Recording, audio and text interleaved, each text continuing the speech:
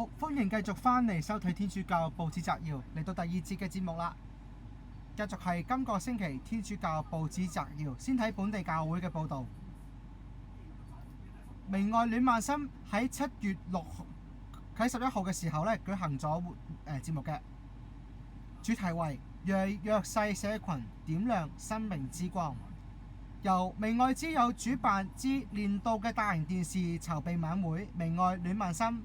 喺7月11號喺將軍澳電視廣播城圓滿舉行。晚會以希望的傳承者為主題，獲得多位歌手同藝員傾力嘅演出，為明愛籌募善款，持續為弱勢社群提供適切嘅支援。晚會由香港特別行政區發展局局長葉漢豪太平紳士、天主教香港教區夏志誠輔理主教、明愛戀萬心慈善晚會主席和富社會企業東行執行董事李美臣太平紳士、和富慈善基金有限公司創辦人及主席李吳劍雄基金主席李忠德博士、GPS 太平紳士、明愛籌款委員會主席、中國工商銀行亞洲高級業務總監、工銀亞洲慈善基金董事詹偉基博士、明愛之友主席吳彩玉、MH 太平紳士及明愛之友榮譽顧問陳德權先生一同主持亮燈儀式，以象徵守護及傳承希望之光油燈，啟動希望燈塔，讓光與希望照亮社區嘅每一個角落。晚會當中分享咗4個嚟自明愛嘅轄下嘅服務嘅真實故事，包括太仔喺明愛黃耀南中心嘅戒除毒癮，並喺修讀社區高級文憑嘅心路歷程。湯臣喺明愛觀塘長者中心嘅支持之下，克服身體障礙，成為社區導賞員，繼續發光發亮。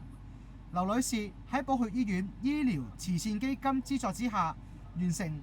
膝關節置換及白內障手術，重獲新生。以及明愛聖若瑟中學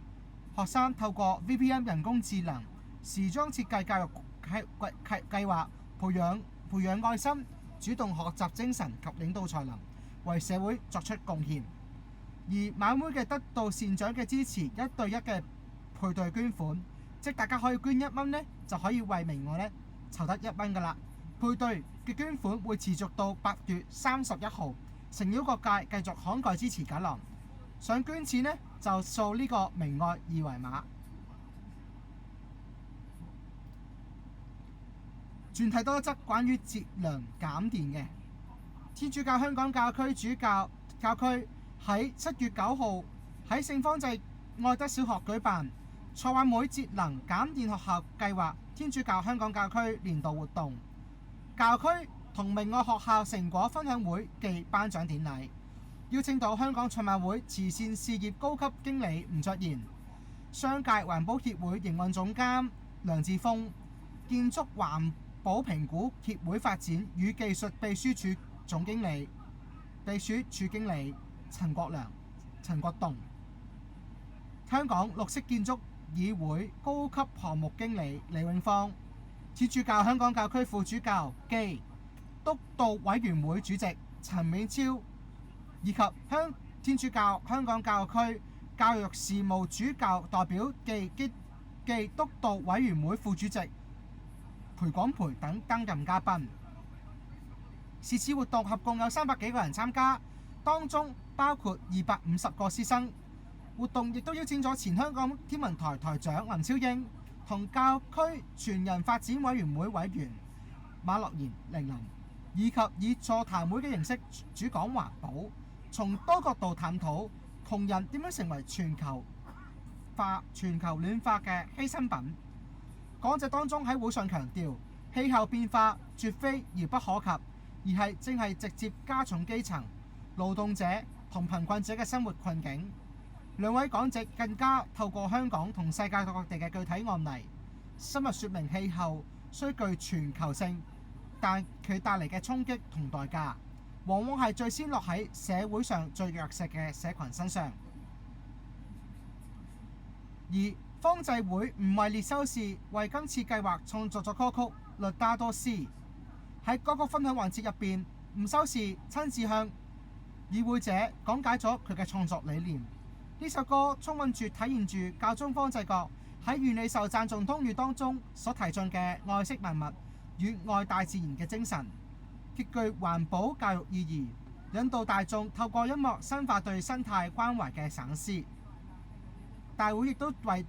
早於喺半年前展開嘅環保繪本比賽舉行頒獎禮。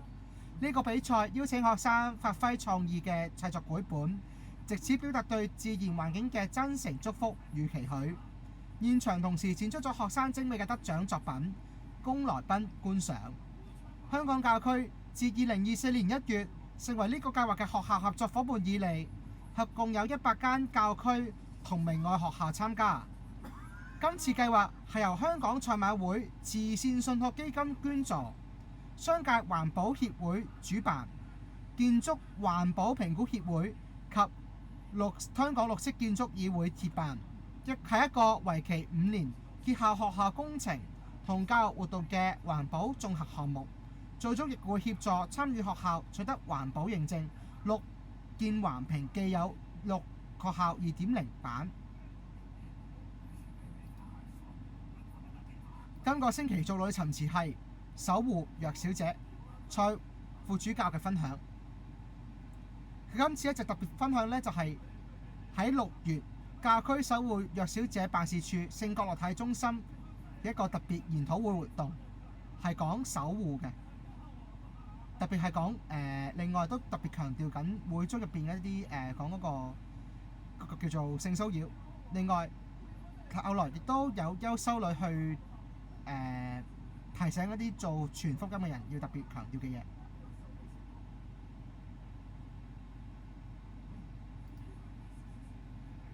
全體今個星期社論係耶穌的面容。早前教宗梁14世喺社論話，今個星期社論係講耶穌的面容啊。早前教宗梁14世喺江道爾夫堡嘅願你受讚頌莊園，同嚟自羅馬教區大約200個弱小者共聚午餐，同時安排佢哋遊覽教宗嘅莊園，讓弱小者感到被款待、被聆聽、被他人關懷嘅溫暖。同時喺呢一群別人眼中嘅無聲者得到更有血有肉，因為佢哋都係天主按照自己嘅肖像所做㗎，跟你同我一樣，都係天主鍾愛嘅子女，有權利過具有尊嚴嘅生活。弱勢社群體嘅社會上，好多時候要企喺邊緣位置同角落，毫不顯眼。例如默默為大眾服務嘅清潔工人同勞工、長者、無家者、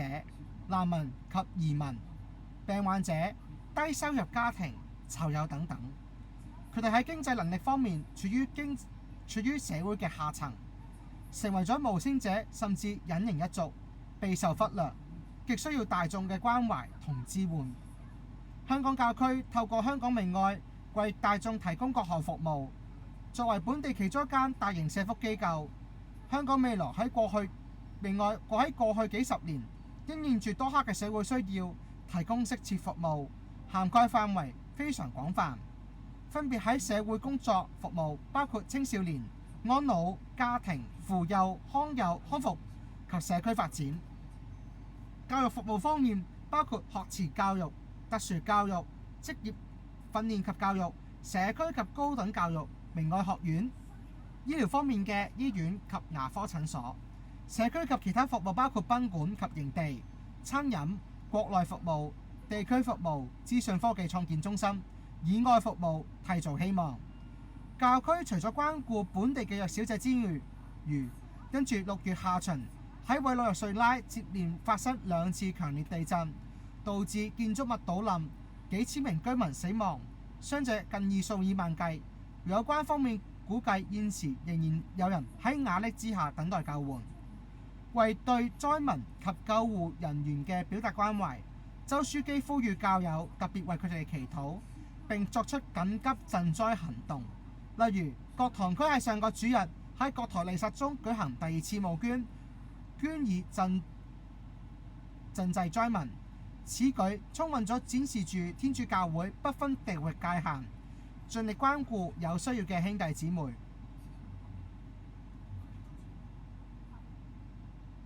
我哋喺弱小嘅兄弟姊妹當中，正係睇到耶穌嘅面容。我哋提供協助，與弱勢社群同行，正體現住耶穌嘅説話。喺馬竇福音25章40節嘅記載就咁樣話：我實在告訴你們，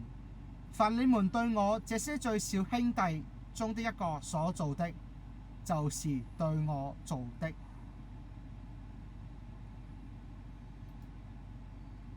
注睇今個星期主教公主公告冇相關文章。好，轉睇下另一個普世教會報導係關於北京嘅，不過呢個係講畢業典禮嘅啫，好簡單睇睇就算啦。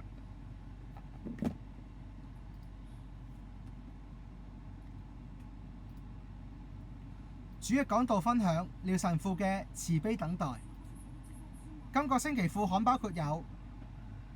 陀嘉怡分享嘅靈修小品照顧，沿途有你征服黑暗。今次大眼神父分享呢，就係關於聖方濟特殊禧年特殊知識。咁今次就講緊呢係咩呢？講嘅聖方濟十字架。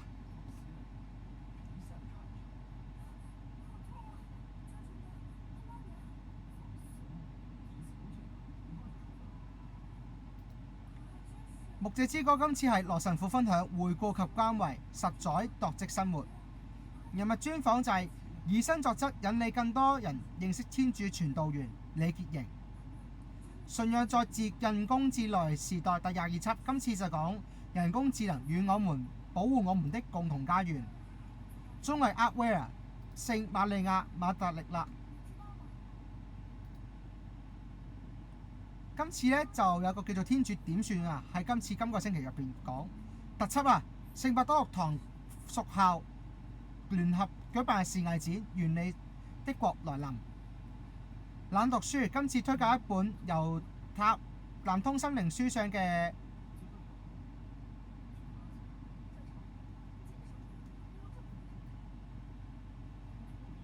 專欄呢去刊登㗎。今次專欄同靈火讀書專欄係輪流刊登嘅。今次就係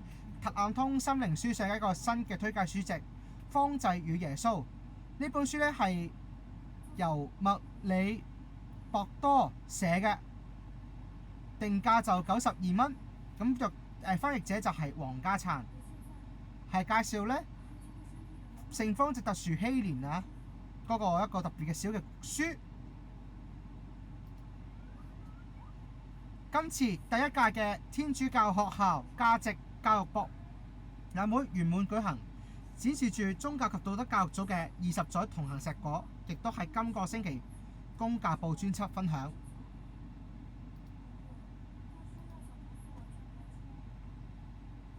明愛就係晚晴照顧，在院舍生命的樂章。文物保護係講離瑪竇。以北看不清楚貧窮的扶貧報告，這一代人守護陀泥傳主愛。今次呢，就跟住咗一個叫做愛是從家庭開始講